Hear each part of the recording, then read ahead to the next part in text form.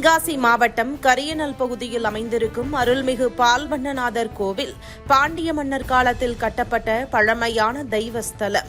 இக்கோவிலின் சுற்றுச்சுவரை சுற்றி வணிக வளாகம் கட்டுவதற்கான அனுமதி இந்து சமய அறநிலைத்துறை வழங்கியதை எதிர்த்து தென்காசி புளியங்குடியைச் சேர்ந்த சண்முக சுந்தரம் உயர்நீதிமன்ற மதுரை கிளையில் வழக்கு தொடர்ந்தார். இந்த வழக்கை விசாரித்த நீதிபதி ஜஸ்டிஸ் R.M. அம்மு மற்றும் ஜஸ்டிஸ் கிருஷ்ணன் ராமமூர்த்தி ஆகியோர் கோவிலின் புனிதத்தையும் பாரம்பரியத்தையும் காக்கும் நோக்கில் முக்கியமான உத்தரவை பிறப்பித்தனர்.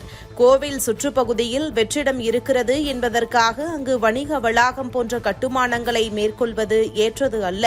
குறிப்பாக கோவிலின் பிரதான நுழைவு வாயிலுக்கு அருகே கோவிலை விட உயரமான பெரிய அளவில் வணிக வளாகம் கட்டப்படுவது ஆன்மீக மரியாதைக்கே அவமரியாதையாகும். இந்திய இந்து சமய அறநிலைத்துறை ஒரு ப்ராப்பர்ட்டி டெவலப்பர் போல நடந்து கொள்ளக்கூடாது.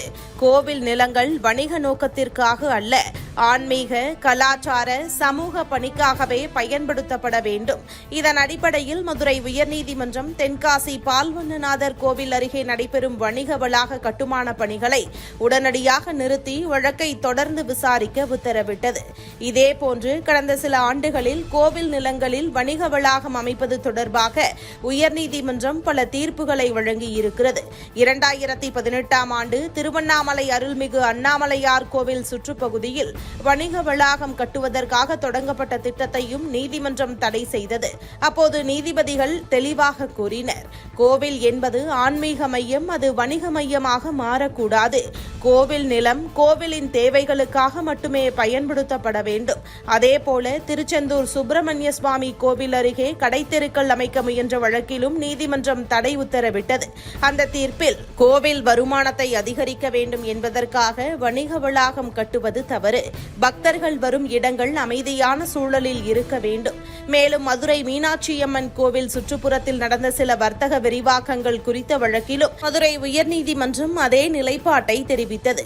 கோவில் ஒரு கலாச்சார அடையாளம், அதை சுற்றியுள்ள நிலங்கள் வர்த்தக மையங்களாக மாறும் போக்கை உடனே நிறுத்த வேண்டும். கோவில் நிலம் என்பது வணிக நோக்கத்திற்கானது அல்ல, பக்தி மற்றும் பாரம்பரிய நோக்கத்திற்கானது. தென்காசி பால்வண்ணநாதர் கோவில் வழக்கில் வழங்கப்பட்ட இந்த சமீபத்திய தீர்ப்பு முன்பு வழங்கப்பட்ட திருவண்ணாமலை மற்றும் திருச்செந்தூர் வழக்குகளின் தீர்ப்புகளை மீண்டும் நினைவூட்டுகிறது.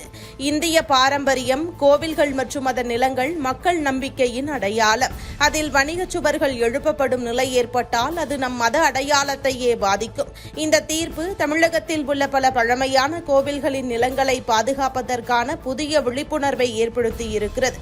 மதுரை உயர்நீதிமன்றத்தின் இந்த உத்தரவு இனி வரும் நாட்களில் கோவில் நிலம் வணிக வளாகம் என்ற தவறான நடைமுறைக்கு முற்றுப்புள்ளி வைக்கும் தீர்ப்பாக பார்க்கப்படுகிறது.